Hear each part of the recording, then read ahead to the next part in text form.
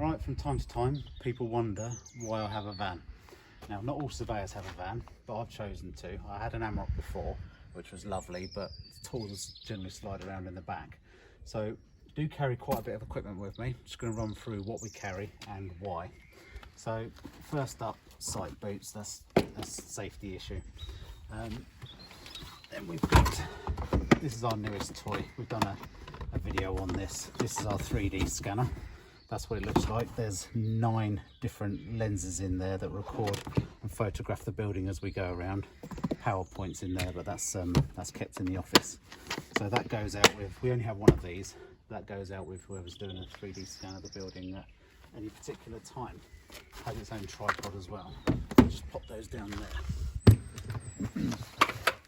Okay, so in the main back of the van, we've got a ladder. This is a 3.6 meter telescopic ladder. It's in a carrier thing because like I say, used to be in the back of a pickup, but now it's in here. That probably won't get used so much. So that's on the floor, nicely out of the way. We've then got a long reach damp meter. Now this just measures what we call relative readings. Absolutely brilliant for general scoping of a survey, scoping of a property after a flood or escape of water, but it's long reach as well, so we can take readings from quite some distance away. It's not brilliantly accurate, but it gives us a general idea as to where we're picking up high readings, and then we can investigate those readings further as to see if they're damp or oil-backed plasterboard or impurities in the construction or anything like that. But that is a great bit of equipment. Okay, next up is, I think it's our newest toy, whatever you want to call it. It's a little diddy drone, less than the 250 gram limit. Great for looking into valleys and concealed areas of roofs behind chimneys and that kind of thing.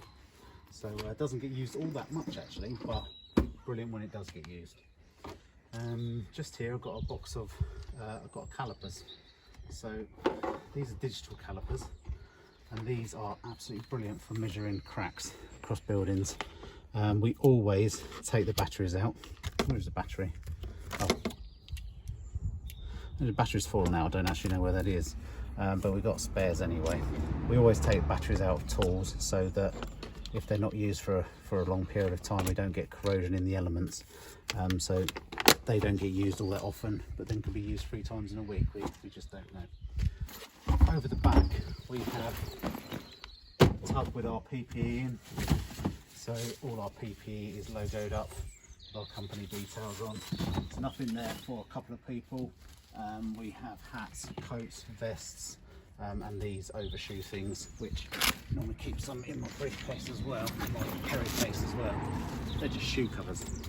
You'd never go in someone's house without popping a shoe cover on, just polite them on anything.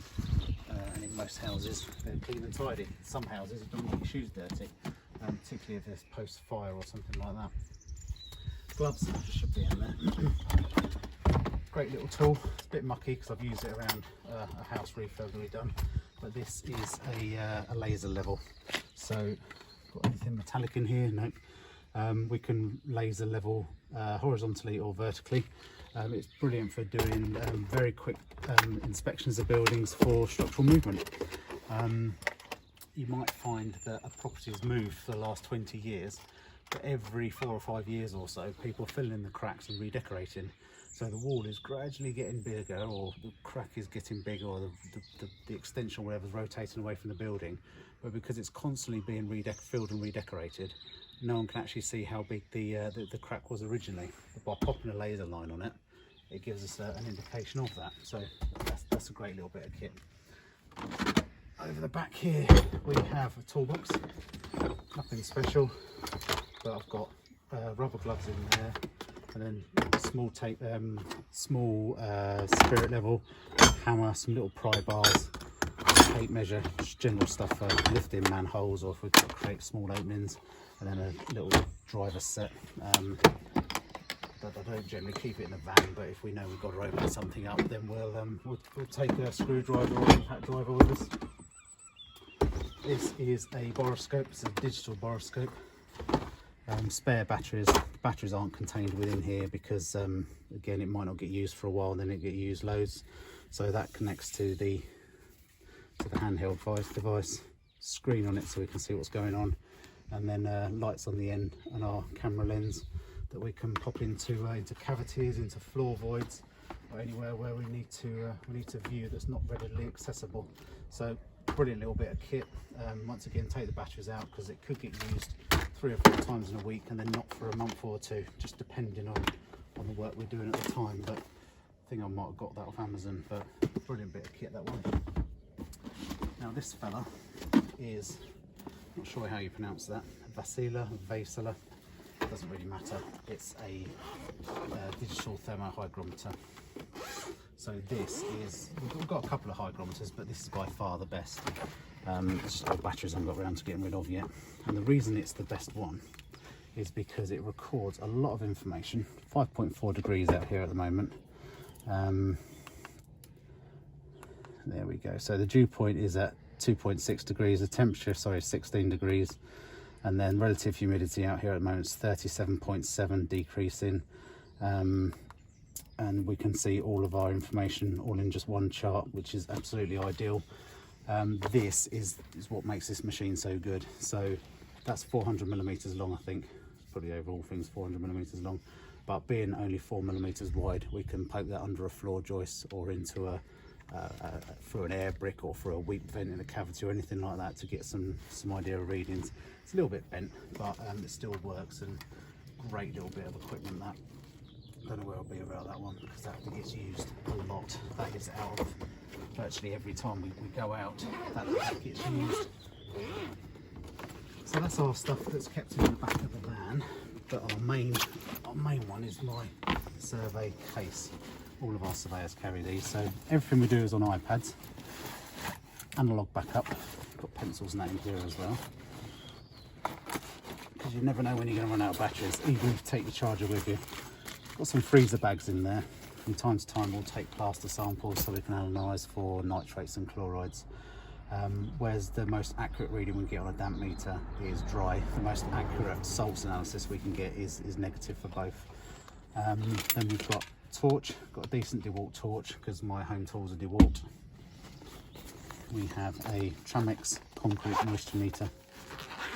Don't use this all that much, but there's what's that, eight probes on the back and measures with a basic needle. Gets used mainly when we're doing floods and things like that, just to give us an idea as to what the floor's doing. If we're measuring floors over a longer term, we'll set a floor box, hygrometer floor box on the floor, which we stick down. I haven't got any in me because my colleagues got ours of those, but they are about a foot square, and we have a butyl tape. We stick that to the floor, and then the moisture content in the void underneath that will reach moisture equilibrium with the floor, so it gives us an idea as to how wet the floor is. Another tape measure. Can't have enough tape measures. And we're doing some spray foam works at the moment, so I carry a few basic tools just to help me open up a roof where the spray foam's been installed, to see what's going on in terms of moisture content. Head torch, absolutely brilliant, very, very bright, although I really don't know why head torches do that, but excellent bit of kit. This one's a bit overstretched because the last few times I've used it, I've actually put it over a hard hat because the property's been too dark to go in without it. Got a couple of pairs of gloves in there, which are always kicking about in my bag. We got this, there's a mirror, which I've mislaid somewhere, but this is basically a mirror on a stick. So the advantage of that is if we're inspecting something, we can look through the mirror straight back on ourselves. Used to get used a lot, but now with the digital Boroscopes, it doesn't get used so much. What else we got in here? Digital tape measure. It's a basic one, but again, that gets used virtually every time we go out. I'll come to that in a moment. What else we got? Another tape measure. Can't have enough tape measures. And then the main one, which is our damp meters. There's a lot said about damp meters, but we find these absolutely brilliant. We've got a pin moisture meter, so you can either use the 2 pin probes there, or as we more often than not use the 2 pin probes that are on the extension lead. Once we've done that, once we're using that, we can then set it for American oak, European oak, Douglas fir, American pine, elm, teak, wood type G, or there is wood type H, European birch. I think you can set those to what you want them for. If it's softwood, we just generally use a pine. We've got pinless moisture meter, which is great for searching as a relative measure between 0 and 1,000. So it's supposed to measure under the surface, but again, we use that for general scoping around to see what's going on. And then two of the more, well, hygrometer, but then we've got psychometrics. So go on to dew point, and what this will record is similar to the Vassiller, relative humidity, temperature, and the dew point, or we can change that to grams per kilogram. So that's at the moment the air is holding 4.37 grams per kilogram of air. Cubic meter, I believe, is 1.22 kilograms. So if we divide that by 1.22, we will get how many grams there are per cubic meter of air.